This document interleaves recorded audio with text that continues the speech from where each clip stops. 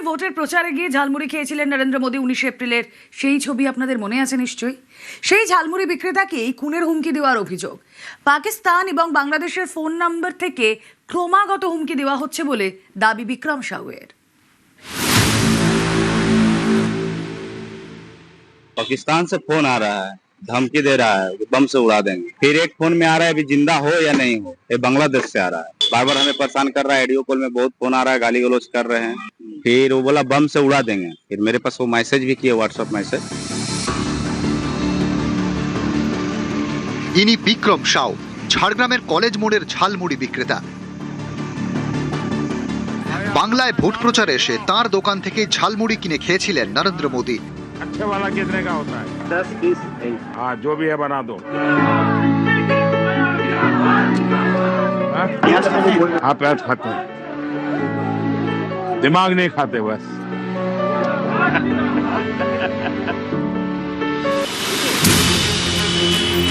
এই ঝালমুড়ি বিক্রেতার অভিযোগ, পাকিস্তান এবং বাংলাদেশের নাম্বার থেকে তাকে বারবার ফোন করা হচ্ছে, খুনের হুমকি দেওয়া হচ্ছে। ঝালমুড়ি বিক্রেতার দাবি, তিনি ঝাড়গ্রাম থানায় অভিযোগ জানিয়েছেন। पाकिस्तान से फोन आ रहा है, धमकी दे रहा है कि बम से उड़ा देंगे। और वीडियो कॉल हम रिसीव किए थे, तो उन लोग ग्रुप में बहुत तरह के हथियार दिखा रहा था, माने चौक लाल करके पूरा दिखा रहा था, आंख लाल करके कि आपको हम उड़ा देंगे। फिर एक फोन में आ रहा है अभी जिंदा हो या नहीं हो, ये बांग्लादेश से आ रहा है। बार बार हमें परेशान कर रहा है, ऑडियो कॉल में बहुत फोन आ रहा है, गाली गलौज कर रहे हैं। पहले फोन किया, बोला वालेकुम सलाम, बोला वालेकुम सलाम, तो हम कुछ नहीं बोला। फिर वो बोला बम से उड़ा देंगे। फिर मेरे पास वो मैसेज भी किया, व्हाट्सएप मैसेज, प्रशासन को जनाए हैं। बस ऐसे सर आए थे और थाना के कुछ पुलिस लोग आए थे। यही तो लिखा है 1300 मेरा टारगेट में है, बम से उड़ा देंगे। আপাতত ঝালমুড়ির দোকানের বাইরে পাহারায় পুলিশ। ইতিমধ্যে এই ঘটনার পর থেকে ঝাড়গ্রাম থানার পুলিশ নানান রকমের ব্যবস্থাপনা নিয়েছে। ইতিমধ্যে এখানে পুলিশের তরফ থেকে ব্যবস্থাপনা নেওয়া হয়েছে। পুলিশ সিভিল ড্রেসে এখানে নিরাপত্তার বিষয়টা দেখছে, ঠিক তেমনই আবার পুলিশের তরফ থেকে বাড়তি নিরাপত্তা আরো বাড়ানো হয়েছে। বাঙালির প্রিয় ঝালমুড়ি, এই ঝালমুড়ির ঝালে গরম হয়েছিল ভোটের বাংলা। অতীতে তৃণমূল বরাবরই বিজেপির গায়ে বাঙালি বিরোধী তকমা সেঁটে দেওয়ার চেষ্টা করেছে। 26-এর ভোটেও বাঙালি অস্মিতাকে সামনে রেখে ময়দানে নেমেছিল তারা। তৃণমূলের প্রচারকে গুঁড়িয়ে দিতে বাঙালির প্রিয় ঝালমুড়িকেই কাজে লাগান প্রধানমন্ত্রী নরেন্দ্র মোদী। 19 এপ্রিল তিনি পুরুলিয়া এবং ঝাড়গ্রামে সভা করেন। সভা শেষে হেলিপ্যাডে যাওয়ার পথে হঠাৎই নেমে পড়েন গাড়ি থেকে, সোজা চলে যান ঝালমুড়ির দোকানে। अच्छे वाला कितने का होता है? 10-20। हाँ, जो भी है बना दो। हाँ, अरे यही खाएंगे। हाँ, कोई बात नहीं, ज्यादा है तो ज्यादा खाएंगे। চৌঠা মে তৃণমূলের ভরাডুবি, বাংলা জুড়ে পদ্মের চাষ। ভোটের রেজাল্টের দিন লাইমলাইটে ঝালমুড়ি বিজেপি কর্মীদের হাতে। দিল্লিতে বিজেপির পার্টি অফিসে, এমনকি নেদারল্যান্ডস সফরেও প্রধানমন্ত্রী নরেন্দ্র মোদীর মুখে ঝালমুড়ি। साथियों, मैं आपको हाल के विधानसभा चुनाव का उदाहरण देता हूं। असम, बंगाल,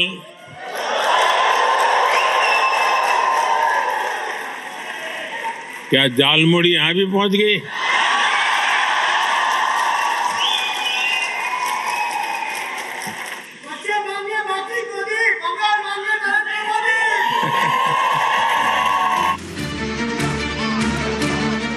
ভোটের ময়দানে ঝালমুড়ির ঝাল। ভোটের পর এবার সেই ঝালমুড়ি বিক্রেতাকেই পাকিস্তান বাংলাদেশ থেকে খুনের হুমকি দেওয়ার অভিযোগ। নিউজ 18 বাংলা।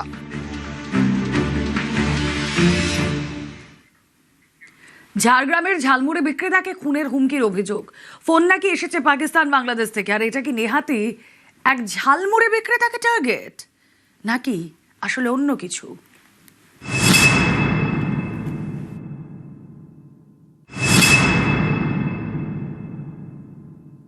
এখানকার তৃণমূল, সিপিএম, কংগ্রেস যতটা চিড়বিড়ানি করছে, শুভেন্দু মুখ্যমন্ত্রী হওয়ার পরে বাংলাদেশের জামাতিদের চিড়বিড়ানি অনেক বেশি হয়ে যায়।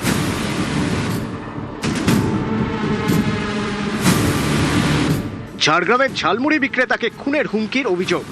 হুমকি ফোন নাকি এসেছে পাকিস্তান বাংলাদেশ থেকে। এই সেই ঝালমুড়ির দোকান। বাংলায় ভোটের প্রচারে এসে যেখান থেকে ঝালমুড়ি কিনে খেয়েছিলেন প্রধানমন্ত্রী নরেন্দ্র মোদী, আপাত দৃষ্টিতে একটি দোকান থেকে মুড়ি কিনে খাওয়ার ঘটনা হলেও এর নেপথ্যে ছিল নরেন্দ্র মোদীর রাজনৈতিক কৌশল এবং বঙ্গজয়ের সুনির্দিষ্ট অঙ্ক। গত কয়েকটি নির্বাচনে বিজেপিকে বাংলা বিরোধী বলে দাগিয়ে দিতে পেরেছিল তৃণমূল। 26-এর ময়দানেও বাঙালি অস্মিতার ঘুঁটি নিয়ে আসরে নেমেছিল তারা। তৃণমূলের সেই প্রচারকে ভেঙে টুকরো টুকরো করে দিতেই বাঙালির প্রিয় ঝালমুড়ির ঠোঙা হাতে তুলে নিয়েছিলেন প্রধানমন্ত্রী। ফলে ভোটের বাজারে সেই ঝালমুড়ির ঝাল ঘরোয়া রাজনীতিতে অনেকের গায়েই লেগেছিল। বিজেপি বাংলা জেতার পর আন্তর্জাতিক ক্ষেত্রেও অনেকের গায়ে এই ঝালমুড়ির ঝাল লেগেছে। সেই কারণেই কি এমন হুমকি ফোনের মুখে পড়তে হচ্ছে নিরীহ এই ঝালমুড়ি বিক্রেতাকে? অনেকের এও প্রশ্ন, টার্গেট কি সত্যি ঝালমুড়ি বিক্রেতা নাকি অন্য কিছু?